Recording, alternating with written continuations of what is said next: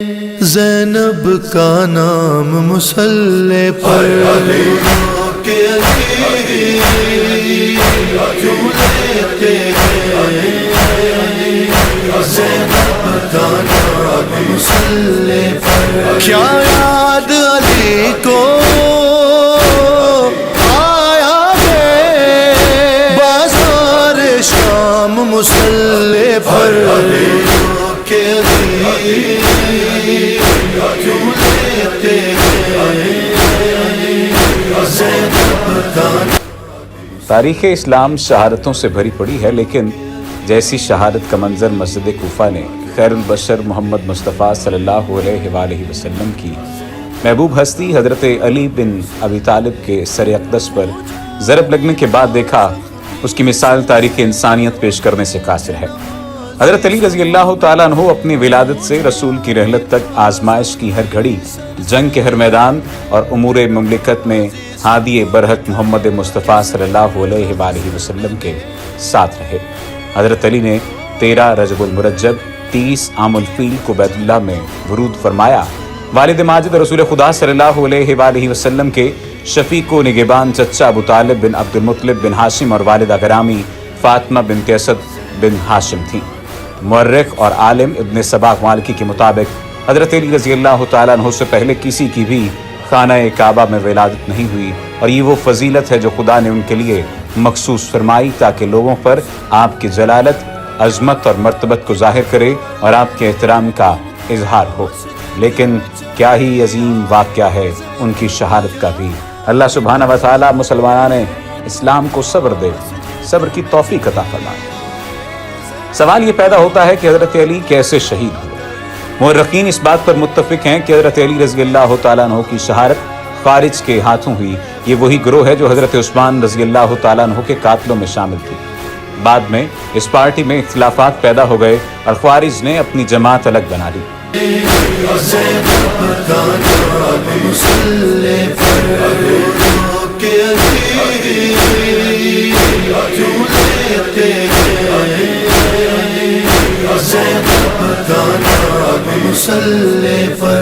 باغی پارٹی کے بقیہ ارکان بدستور حضرت علی کے گرد و پیش میں موجود رہے، تاہم ان کی طاقت اب کمزور پڑ چکی تھی۔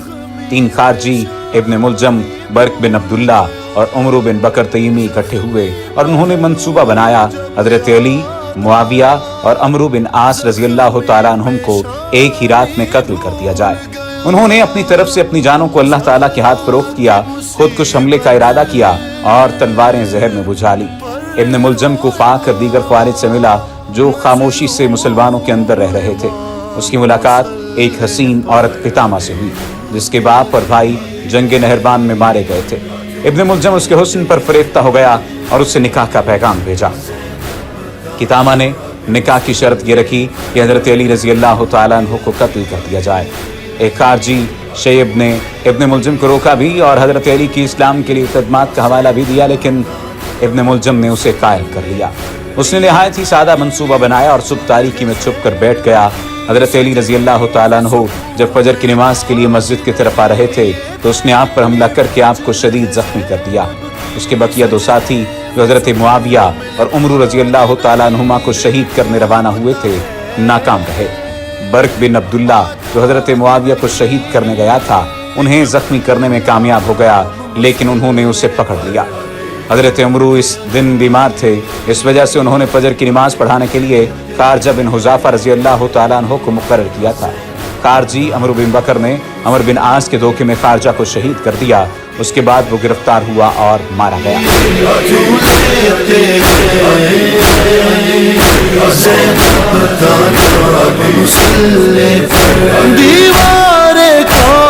حضرت علی رضی اللہ تعالیٰ عنہ کو وفات سے پہلے کچھ وقت مل گیا جس سے آپ نے اپنے بیٹوں کو وصیت کرنے میں صرف کیا۔ جان کنی کے اس عالم میں بھی آپ نے جو باتیں ارشاد فرمائیں وہ آب زر سے لکھنے کے لائق ہیں۔ یہاں ہم تیوری سے چند اقتباسات پیش کر رہے ہیں۔ آپ نے حسن اور حسین رضی اللہ تعالیٰ عنہما کو بلوایا اور ان سے فرمایا، میں تم دونوں کے اللہ سے ڈرنے کی وصیت کرتا ہوں، دنیا کے پیچھے ہرگز نہ لگنا، تا دنیا تم سے بغاوت ہی کیوں نہ کر دے۔ جو چیز تمہیں نہ ملے اس پر رونا نہیں، हमेशा हक बात कहना, यतीमों से शफकत करना, परेशान की मदद करना, आखिरत की तैयारी में मसरूफ रहना, हमेशा जालिम के दुश्मन और मजलूम के हामी रहना और किताब अल्लाह के अहकामात पर अमल करते रहना। अल्लाह के दीन के मामले में किसी मलामत करने वाले की मलामत से मत घबराना। तीसरे बेटे मोहम्मद बिन हनफिया से फरमाया, मैंने तुम्हारे भाइयों को जो नसीहत की तुमने भी सुनकर महफूज कर ली, मैं तुम्हें भी वही नसीहत करता हूँ जो तुम्हारे भाइयों को की है। इसके अलावा ये वसीयत करता हूँ कि अपने भाइयों हसन और हुसैन की इज्जत व तौकीर करना और इन दोनों के इस अहम हक को मलहूज रखना जो तुम्हारे जिम्मा है। उनकी बात मानना और उनके हुक्म के बगैर कोई काम न करना। फिर हसन और हुसैन से फरमाया, मैं तुम दोनों को भी मोहम्मद के साथ अच्छे सलूक की वसीयत करता हूँ, क्योंकि वो तुम्हारा भाई और तुम्हारे बाप का बेटा है। तुम ये भी जानते हो कि तुम्हारा बाप इससे मोहब्बत करता है। फिर ख़ास तौर पर हसन रज़ी अल्लाह तआला अन्हु से फरमाया, मेरे बेटे तुम्हारे लिए मेरी वसीयत ये है कि अल्लाह से डरते रहना, नमाज वक्त पर अदा करना, ज़कात को उसके मसरफ में खर्च करना, वज़ू को अच्छी तरह करना कि बगैर वज़ू की नमाज नहीं होती और ज़कात न देने वालों की नमाज भी कबूल नहीं होती। हर वक्त गुनाहों की मग़फ़िरत तलब करना, गुस्सा पीना, सिला रहमी करना, जाहिलों से बुर्दबारी से काम लेना, दीन में तफ़क्कुह हासिल करना, हर काम में साबित कदमी दिखाना, कुरान पर लाजमी अमल करते रहना, पड़ोसियों से अच्छा सलूक करना, नेकी की तलकीन और बुराइयों से इज्तनाब की दावत देते रहना और ख़ुद भी बुराइयों से बचते रहना। इसके बाद हज़रत अली रज़ी अल्लाह तआला अन्हु ने और भी बहुत सी नसीहतें फरमाईं, जिसमें ख़ासकर नमाज, ज़कात, जिहाद और अमर बिल मारूफ व नही अनिल मुनकर वाज़ेह तौर पर शामिल थी। हज़रत अली रज़ी अल्लाह तआला अन्हु की शख्सियत के बारे में तमाम लोग जानते हैं और अगर ज़िक्र की बात की जाए तो मौलाए कायनात अली इब्न तालिब की सीरत को समझने में आसानी उस वक्त होगी जब हमें रसूल नबी करीम सल्लल्लाहु अलैहि वसल्लम की ज़िंदगी का मुतालिया करेंगे तो उनकी शख्सियत और वाज़ेह होते चली जाएगी कि किस तरह से उनका ताल्लुक़ नबी करीम सल्लल्लाहु अलैहि वसल्लम के साथ था। जब सरकार दो जहां जनाब रसूलुल्लाह सल्लल्लाहु अलैहि वसल्लम मक्का से हिजरत करके मदीना मुनव्वरा में दाखिल हुए तो अहले मदीना ने आपके इस्तकबाल में जो जोश दिखलाया, उसने अहले मदीना की मोहब्बत जो सिर्फ अल्लाह के रसूल के लिए थी वो दुनिया पर आश्कार कर दी। मदीना मुनव्वरा में अहले क़बा के लोगों ने अपने नबी से दरख्वास्त की कि हमारे लिए एक ऐसी जगह बता दें जहां हम सब मिलकर इबादत किया करें। कुलसूम बिन हदम की एक उफ्तादा ज़मीन थी जिस पर खजूरें सुखाई जाती थी। उन्होंने ये जगह हुजूर को पेश की तो आपने तमाम असहाब से कहा कि मेरी ऊँटनी को लाओ जिसका नाम कस्वा था। जब ऊँटनी आपके पास पेश की गई तो पहले अबू बकर रज़ी अल्लाह तआला अन्हु को, उसके बाद हज़रत उमर बिन ख़त्ताब को कहा कि इस ऊँटनी पर सवार हो जाओ। जब पहले अबू बकर सिद्दीक़ रज़ी अल्लाह तआला अन्हु सवार हुए तो ऊँटनी अपनी जगह से न हिली। फिर हज़रत उमर सवार हुए मगर कस्वा अपनी जगह से न हिली। उसके बाद रसूलुल्लाह सल्लल्लाहु अलैहि वसल्लम ने हज़रत अली को कहा, अली तुम इस कस्बा पर सवार हो जाओ। जब ये कस्बा पर सवार हुए तो फ़ौरन वो उठ गई और चलने के लिए तैयार हो गई। तब आपने असहाब से मुतवज्जे होकर फरमाया, इसकी मुहार को छोड़ दो, ये हुक्म की गई है, जिस तरह चाहे इसे घूमने दो। ये ऊँटनी जिस तरह चलती जाती हुजूर नबी करीम सल्लल्लाहु अलैहि वसल्लम उस मस्जिद की हुदूद मुतय्यन करने जाते और जब उसने पूरा चक्कर मुकम्मल कर लिया तो एक चबूतरे पर जाकर बैठ गई और इस तरह मदीना मुनव्वरा में पहली मस्जिद जिसका नाम क़बा है तामीर हुई। ये तारीख़ का एक वाक़या है। अब ये नाज़रीन का काम है कि वो इस वाक़े पर गौर करें कि हज़रत मोहम्मद मुस्तफ़ा सल्लल्लाहु अलैहि वसल्लम ने अपनी ऊँटनी कस्बा पर अली उल मुर्तज़ा को क्यों बैठाया, वो अहले ईमान को क्या पैगाम देना चाहते थे।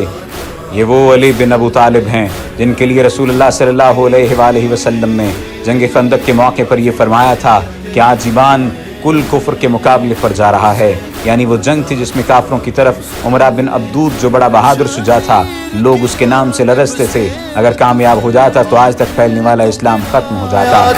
शरबत शबीर की जानिब से अकबर कातिल को पिलाया था शरबत। जब याद अली को आया था एक तशना काम मुसल्ले पर के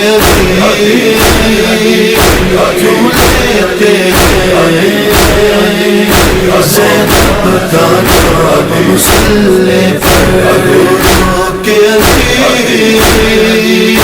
क्यों लेते मुसल्ले पर अली अली अली